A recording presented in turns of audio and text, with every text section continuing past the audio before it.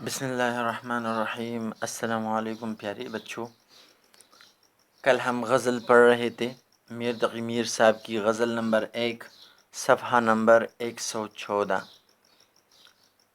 پڑھنے سے پہلے ایک بات آپ کو ذہن نشین کرتا جاؤں کہ آپ کے پاس اپنی پینسل اور اپنی کتاب ہونی چاہیے۔ یہاں پر جو بھی میننگز میں لکھ چکا ہوں وہ آپ اپنی کتاب پر لکھیں تاکہ پڑھتے ہوئے یہ آپ کے ذہن نشین ہو جائے اور پڑھنے میں آپ کو کسی قسم کی مشکل کا سامنا نہ ہو۔ اچھا جی، کل ہم پڑھ چکے تھے نظم اور غزل کے فرق کے بارے میں، ساتھ میں غزل کی لغوی معنی اور اصطلاحی معنی بھی عرض کر چکا، اور یہ بھی عرض کر چکا تھا کہ نظم یہ ہیئت اور شکل کے اعتبار کے ساخت کے اعتبار سے یہ مختلف ہوتی ہے، جبکہ غزل کی ایک ہی یہی جو زیر نظر شکل ہے، جو ساخت ہے، تو یہی ایک ہی ہوتی ہے۔ ساتھ میں اصطلاحات غزل یا اصطلاحات نظم، مطلع، مقطع، ردیف، قافیہ کے بارے میں بھی، بیت الغزل اور شکمی اشعار کے بارے میں بھی میں عرض کر چکا تھا، اور شعر نمبر 1 اور 2 کی وضاحت بھی ہو چکی تھی۔ آج ہم شعر نمبر 3 پڑھیں گے۔ شعر نمبر 3 میں شاعر نے اپنے درد کا بڑے زبردست انداز میں اظہار کیا ہے۔ شاعر کہتا ہے: صبر تا ایک مون سے ہجراں۔ صبر کے لفظی معنی ہے برداشت کرنا، تحمل کرنا۔ ایک مون سے ہجراں، مونس کہتے ہیں ہمدرد ساتھی کو، جبکہ ہجراں، ہجر مراد ہے، ہجر کی معنی ہے جدائی، فراق۔ سو وہ مدت سے اب نہیں آتا، مدت کی معنی ہے طویل عرصہ، ایک مدت، ایک طویل عرصہ۔ شاعر اپنے درد کی، اپنے کرب کا بڑے زبردست انداز میں اظہار کر رہے ہیں۔ کہتے ہیں کہ پہلے جب میں نے عشق کے میدان میں قدم رکھا، میں نے عشق کے دریا میں قدم رکھا، تو مجھے صبر آ ہی جاتا تھا۔ محبوب کی جدائی میں، محبوب کے انتظار میں کچھ لمحات، کچھ وقت، کچھ گھڑیاں انتظار کر سکتا تھا، صبر کر سکتا تھا، میں صبر کا دامن پکڑ سکتا تھا، برداشت کر سکتا تھا۔ یعنی صبر میرا ایک دوست ہوا کرتا تھا، یعنی صبر سے میں کام لے سکتا تھا۔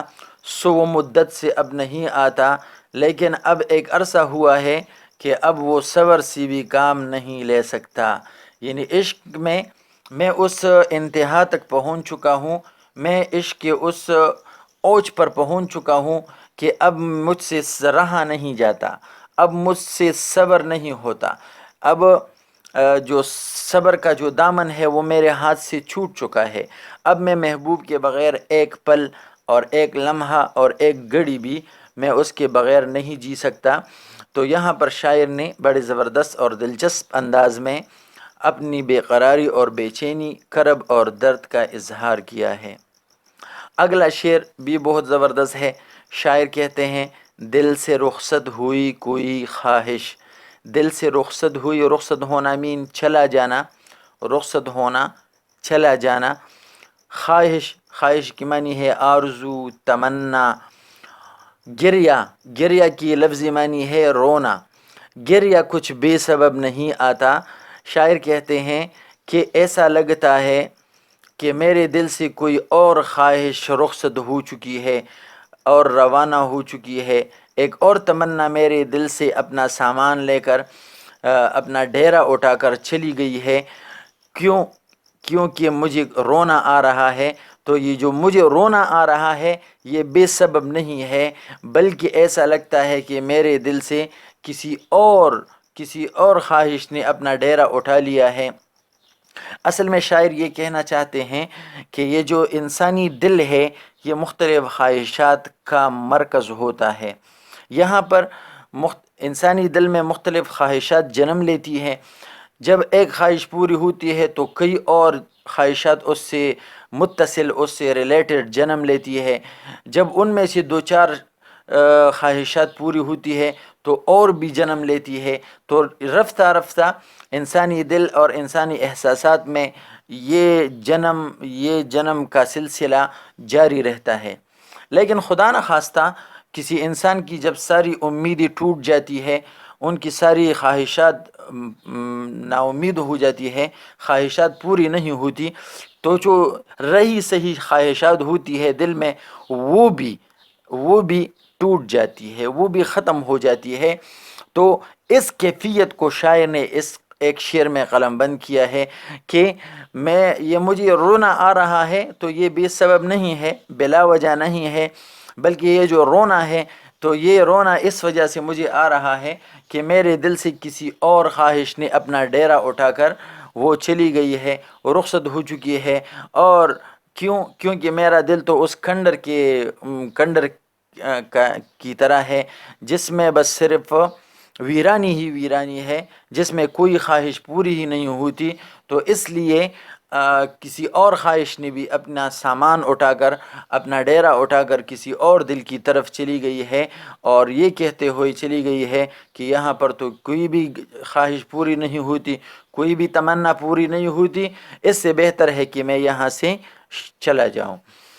اچھا جی، اگلے شعر میں شاعر کہتے ہیں، حوصلہ شرط عشق ہے ورنہ بات کا کس کو ڈھب نہیں آتا۔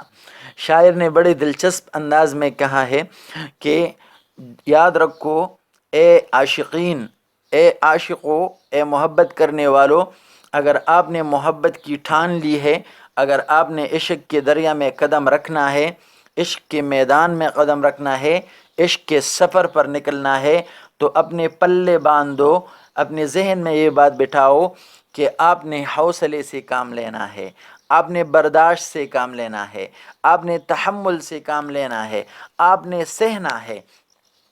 حوصلہ شرط عشق ہے ورنہ، شاعر کہتے ہیں کہ مجھے پتہ ہے کہ محبت اور عشق کا جو اولین اصول ہے، محبت کی جو سب سے پہلی شرط یہ ہے کہ آپ نے حوصلہ رکھنا ہے، اسی وجہ سے میں حوصلے سے کام لے رہا ہوں، اسی وجہ سے میں برداشت سے کام لے رہا ہوں، ورنہ بات کا کس کو ڈب نہیں آتا۔ میں تو ایک بہت بڑا شاعر ہوں، اور شاعر ہونے کے ناطے مجھے بات کرنے کا سلیقہ آتا ہے، مجھے شکوہ کرنے کا اچھا طریقہ آتا ہے، مجھے شکایت کرنے کے لیے زبردست الفاظ ہیں میرے پاس، انداز بیان میرے پاس ہے، لیکن اگر میں چپ ہوں، اگر میں نے زبان کو تالا لگایا ہے، اگر میں شکوہ شکایت نہیں کرتا، تو اس کا یہ مطلب ہرگز نہیں کہ میں کچھ کہہ نہیں سکتا، نہیں نہیں نہیں نہیں، میں کہہ سکتا ہوں، مجھے شکوہ کرنا آتا ہے، لیکن مجھے پتہ ہے کہ محبت کی اولین شرط جو ہے وہ حوصلہ ہے، برداشت ہے، ہمت سے کام لینا ہے، اس لیے میں حوصلے اور صبر اور برداشت سے کام لے رہا ہوں، اور میں آپ کے سامنے کوئی شکوہ شکایت نہیں کرتا۔ اگلے شعر میں شاعر کہتے ہیں، جی میں کیا کیا ہے اپنے اے ہمدم، جی کے معنی ہے دل، جی میں کیا کیا ہے اپنے اے ہمدم، ہمدم مین دوست، یہاں پر شاعر اپنے دوست یعنی اپنے محبوب سے مخاطب ہے، پر کی معنی ہے لیکن، سخن تا بلب نہیں آتا، پر سخن تا بلب نہیں آتا، لب کی معنی ہے ہونٹ، اور سخن کی لغوی معنی تو بات ہے، بات کرنا، لیکن سخن یہ اصطلاحات میں جب آتا ہے تو یا محاورتاً، تو اصطلاحات میں شاعری کو اصطلاحی معنی اس کی شاعری ہے سخن، بزم سخن جس طرح ہم استعمال کرتے ہیں، اور یہاں پر یہ لغوی معنوں میں آیا ہے، یہاں پر یہ محاورتاً استعمال ہوا ہے شکوہ کے معنوں میں۔ تو شاعر کہتے ہیں یہ اس شعر کا اور اس سے اگلے والا جو شعر ہے حوصلہ شرط عشق ہے ورنہ، ان دونوں کا مرکزی خیال تقریباً ایک ہی ہے۔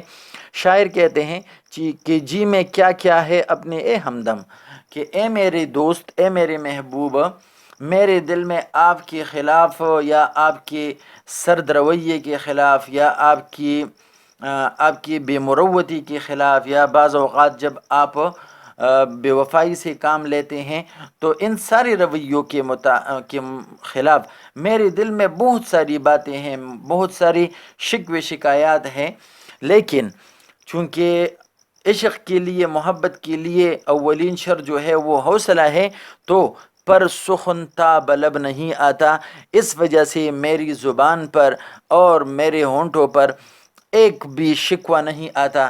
کیونکہ مجھے اچھی طرح پتہ ہے کہ عشق کے لیے، محبت کے لیے صبر جو ہے یہ اولین شرط ہے. تو اس وجہ سے میں بھی صبر سے کام لے رہا ہوں. لیکن اس میری صبر کے بارے میں آپ یہ اندازہ مت لگائیو کہ میں کچھ میرے دل میں آپ کے خلاف کوئی شکوہ شکایت نہیں، یا میں شکوہ کر نہیں سکتا. نہیں، بلکہ بات یہ ہے کہ میں شکوہ بھی کر سکتا ہوں، میرے دل میں آپ کے خلاف شکوی شکایات بھی ہے. لیکن میں کیوں صبر سے کام لے رہا ہوں؟ کیونکہ صبر یہ محبت اور عشق کا اولین شرط ہے. اور میں دامن عشق کو داغدار نہیں کرنا چاہتا، اس لیے میں صبر سے کام لے رہا ہوں. اگلی شعر میں جو اصطلاح میں مقطع کہلاتا ہے، اگلا شعر مقطع اس شعر کو کہتے ہیں جو کسی نظم یا غزل کا آخری شعر ہوتا ہے. اس میں شاعر اپنا تخلص بھی استعمال کرتا ہے، بعض اوقات نہیں بھی استعمال کرتا، لیکن اکثر اوقات شعراء حضرات اس میں اپنا تخلص استعمال کرتے ہیں. اور اس کو مقطع اس لیے کہتے ہیں کیونکہ اس میں شاعر اپنا کلام ختم کر رہا ہوتا ہے. مقطع قطع کرنا سے نکلا ہے. قطع کرنا مین کاٹ دینا، ختم کرنا. تو مقطع کی معنی وہ شعر جس پر شاعر اپنا کلام ختم کرنا چاہتا ہے. تو یہ اس غزل کا مقطع ہے، آخری شعر ہے، جس میں لفظ میر بھی آیا ہے، یعنی شاعر نے اپنا تخلص بھی استعمال کیا ہے. شاعر کہتے ہیں کہ دور بیٹھا غبار میر ان سے، دور بیٹھا غبار میر ان سے. غبار گرد و غبار کو کہتے ہیں، دھول کو کہتے ہیں. دور بیٹھا غبار میر ان سے، عشق بنا سے، بنا کا مخفف ہے، بنا کے معنی ہے بغیر، یہاں لکھا بھی ہے عشق یعنی عشق کے بغیر یہ ادب نہیں آتا.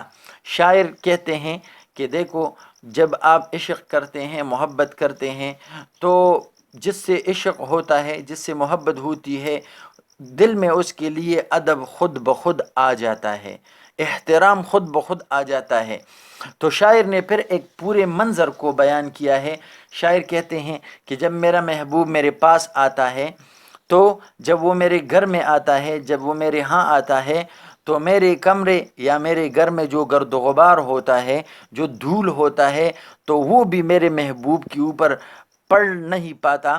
کیونکہ میرے گھر کی گرد و غبار کو بھی پتہ ہے کہ میں اپنے محبوب سے کتنی محبت کرتا ہوں. تو وہ بھی اس کے ادب کا لحاظ کرتے ہوئے اس کے کپڑوں پر یا اس کے بالوں پر یا اس کی جسم پر پڑ نہیں پاتا، یعنی بیٹھنے نہیں پاتا. تو شاعر کہتے ہیں کہ یہ میرے گھر کی گرد و غبار کو یہ ادب کرنا کس نے سکھایا؟ یہ عشق اور محبت نے سکھایا.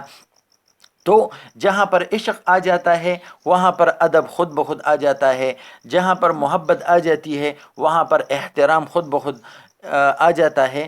جس طرح علامہ صاحب نے اپنی ایک غزل میں فرمایا ہے کہ خاموش اے دل بری محفل میں چلانا اچھا نہیں، خاموش اے دل بری محفل میں چلانا اچھا نہیں، ادب پہلا قرینہ ہے محبت کے قرینوں کا. تو یہ جو ادب ہے، ادب یہ خود بخود آ جاتا ہے. احترام اپنے محبوب کے لیے دل میں احترام خود بخود آ جاتا ہے جب آپ اس سے محبت کرتے ہیں. تو یہاں بھی شاعر کہتا ہے کہ میرے گھر کا جو گرد و غبار ہے، میرے گھر کا جو دھول ہے، وہ بھی میرے محبوب کے اوپر پڑ نہیں پاتا، کیونکہ اسے بھی پتہ ہے کہ میں اپنے محبوب سے کتنی محبت کرتا ہوں. یہاں ایک دوسرا اور بھی مطلب ہو سکتا ہے. شاعر کہتے ہیں کہ جب عاشق کے دل سے جو بے قراری ہوتی ہے، یا عاشق جو ہے وہ محبوب کے عشق میں بے قرار ہوتا ہے، لیکن جب محبوب آتا ہے تو پھر اس کے سامنے کسی قسم کی بے قراری کا، کسی قسم کی بے چینی کا اظہار نہیں کرتا، کیونکہ وہ یہ سمجھتا ہے کہ ایسا نہ ہو میری اس بے قراری اور بے چینی کا میرا محبوب برا مان جائے. تو لہٰذا وہ اپنی بے قراری اور بے چینی کو چھپاتا ہے اور چھپانے کی کوشش کرتا ہے. اور یہ کیوں کرتا ہے؟ یہ صرف اور صرف ادب کو ملحوظ نظر رکھتے ہوئے، وہ چونکہ اپنے محبوب سے محبت کرتا ہے، لازماً اس کے لیے دل میں ادب ہوتا ہے، احترام ہوتا ہے، تو اس ادب اور احترام کو سامنے رکھتے ہوئے وہ اپنے محبوب کے سامنے اپنی بے قراری اور بے چینی کا اظہار نہیں کرتا، اس وجہ سے کہ میرا محبوب مجھ سے ناراض نہ ہو جائے۔ اچھا جی، یہ تو غزل نمبر 1 کی تشریحات ہو گئی۔